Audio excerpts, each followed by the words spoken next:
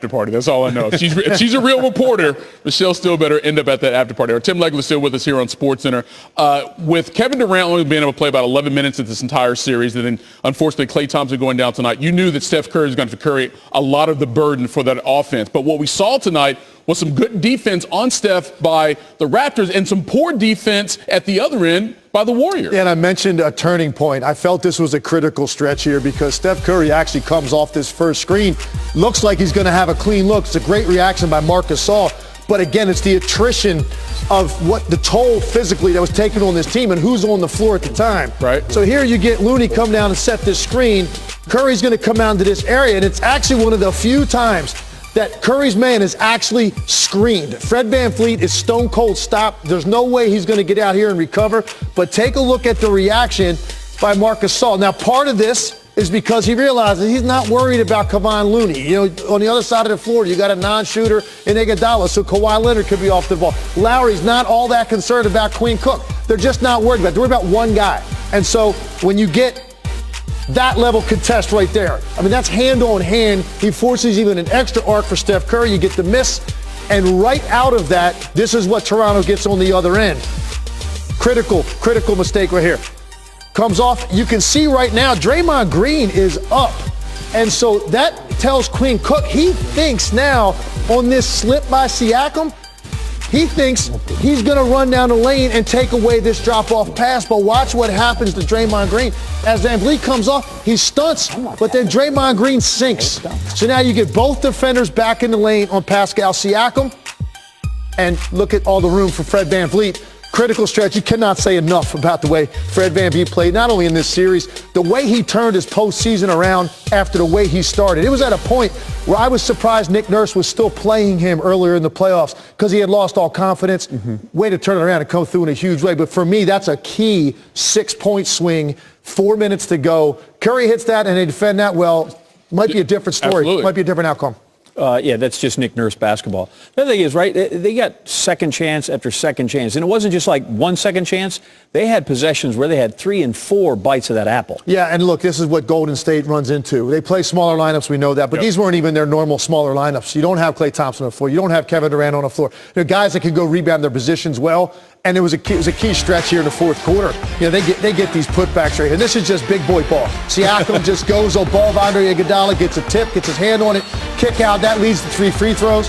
VanVleet knocks all 3 down. You get a tie game. Here's another one. Nice contest by Boogie Cousins. And again, Siakam and Ibaka just throwing people around under the rim. Serge Ibaka gets the putback, and this one was critical.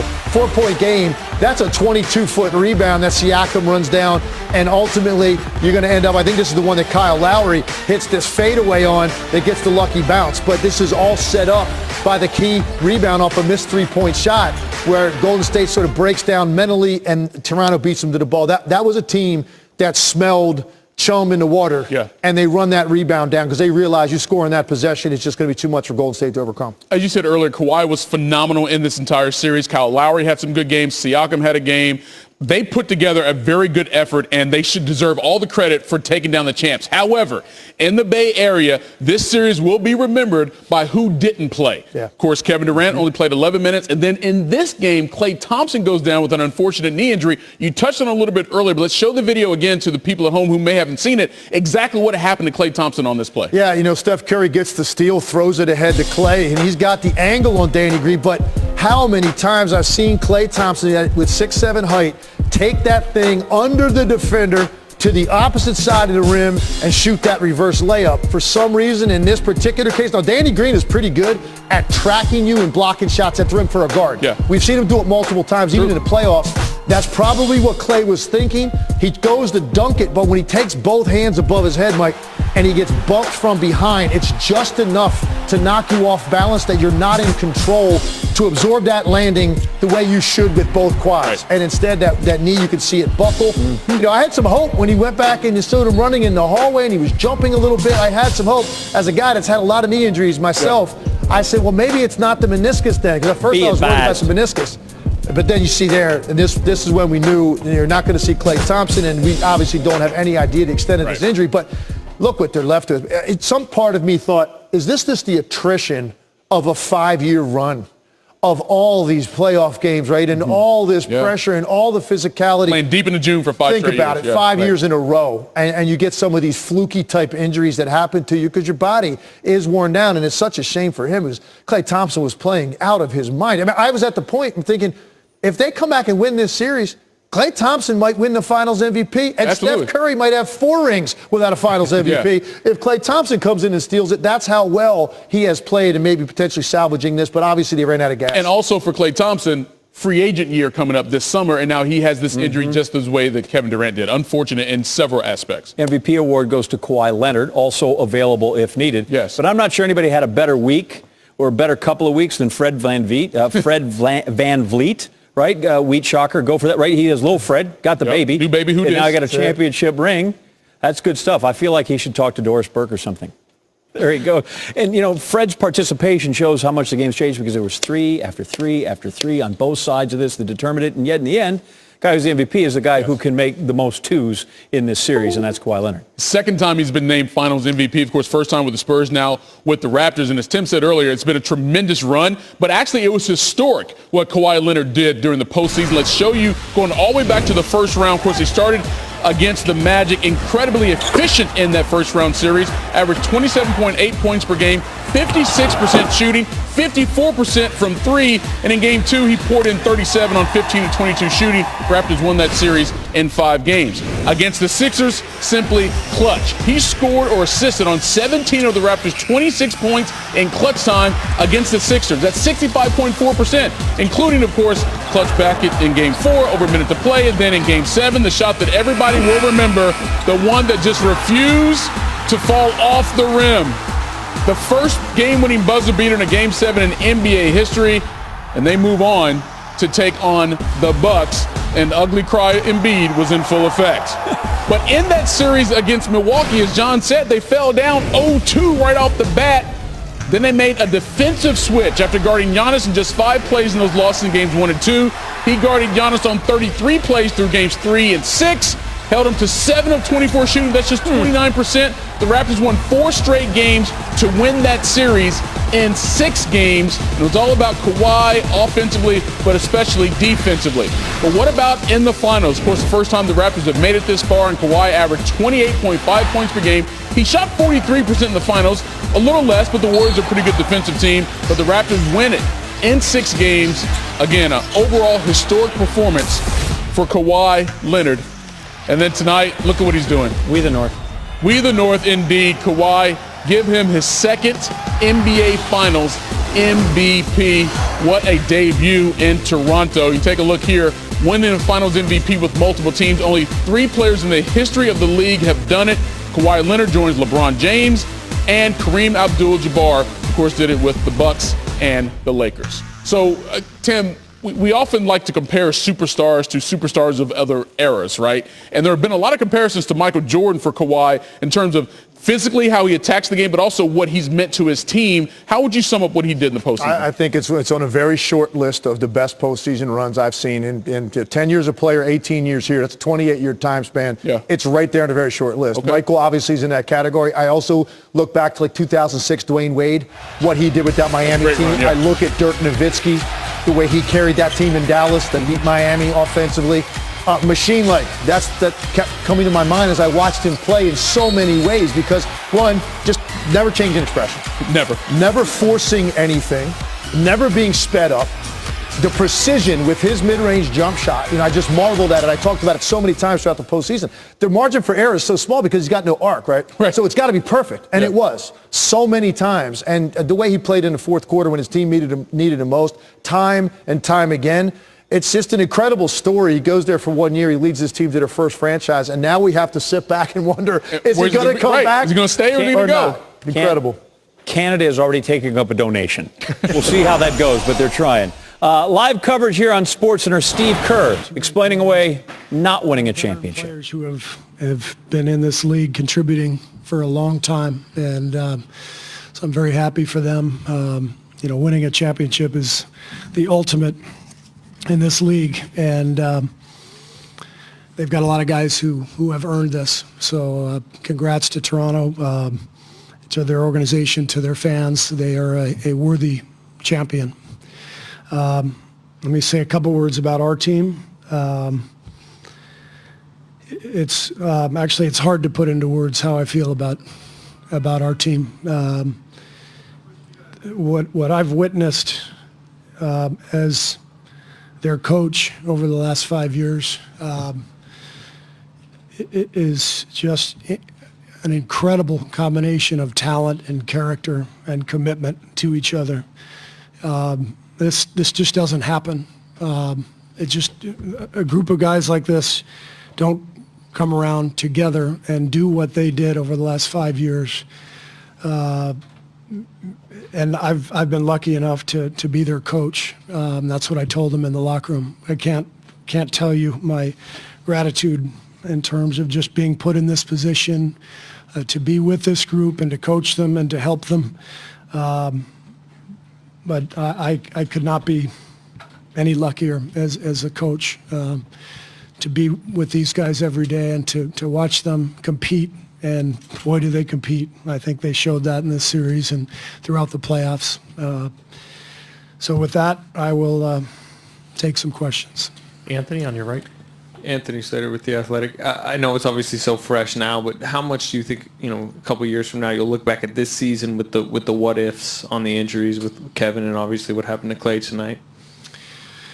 Yeah, I mean, more than the what ifs is just feeling bad for the players involved. The injuries are always part of the NBA season, any professional sport.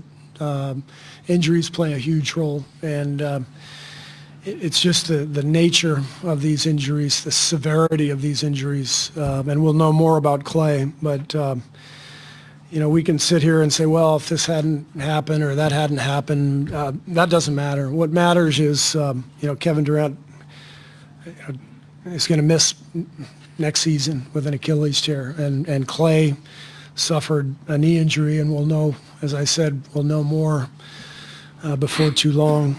But it's just brutal. It's just brutal what these guys have had to deal with and what they're dealing with right now. And so that's my initial feeling.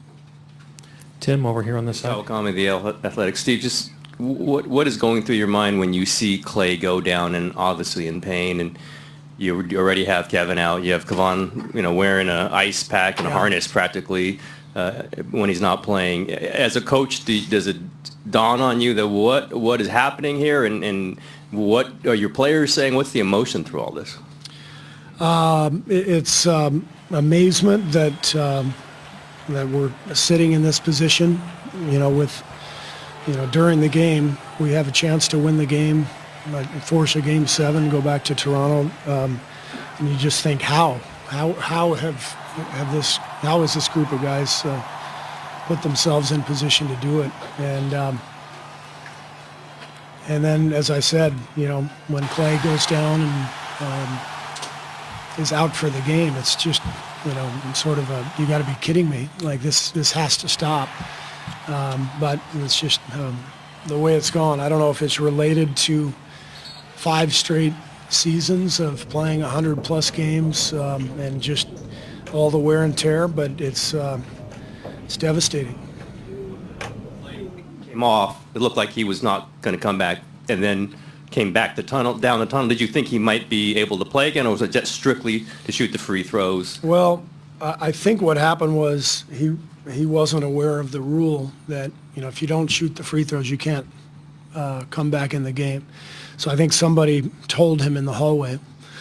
Clay being Clay, he just turned right around and came back and shot the free throws. And, we committed the automatic foul to get him out of the game. And he came back and he told me just 2 minutes. I think there was, 2 minutes left in the third. And he said, just a 2-minute rest, I'll be ready. And next thing I heard was he was done for the night from Drew Yoder, our trainer. Over here in the aisle.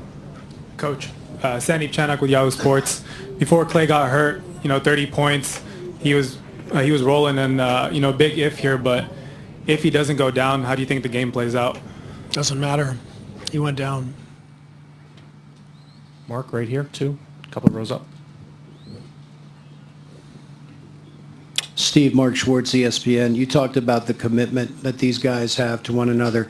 How did that commitment get you past Clay's injury to Steph having an open look for a game-winning shot potentially? Well, they're a gifted, competitive group, and even without the injured players, even without Clay, even without KD, you look out on the floor, you still got a lot of great basketball players. Andre had a huge night for us. We had to have that. Somebody had to come in and score for us tonight, and Andre did that. Draymond was fighting like crazy all night. Looney with, a fractured chest cartilage, fighting and fighting and fighting, and I thought DeMarcus came in, gave us good minutes. So we just kept going, and I think our guys relied on their experience of being in this moment. They don't get nervous. I think they just keep playing, and we had a chance. So they fought and gave it every opportunity. I just thought it was in. I always think every shot Steph takes is going in. So, but they don't all go in. So, but what a warrior, no pun intended. Steph was getting hounded this entire series. Toronto did a great job on him, sending 2-3 people at him, hounding him and harassing him, and especially without Clay to rely on in that fourth quarter, I thought he got a little worn down. Mark, last question here. We have Draymond now coming up. It's Steve, Mark, Medina Bay, and his group. When you look at DeMarcus and the journey he took with overcoming the different injuries and how he fit in with his team, where would he put this season in context for him? I thought I was really pleased with the way DeMarcus performed the last couple games. He came in and gave us huge minutes and gave it everything he had, committed himself to the team, and came off the bench and kept us going when we needed him. So, tough season for him in terms of coming off the injury and then getting injured again in the playoffs. So it was not easy for him, but I think he contributed, and I think he learned a lot, and I think our guys really enjoyed being around him. I know I did, and he helped us. He helped us win a lot of games. Thank you, Coach. Draymond will be right up. So back-to-back nights, we celebrate championships in places that have never got to have that celebration. The Raptors in the NBA, and you have the Blues in St. Louis. And they both did it on the road. Yes. What a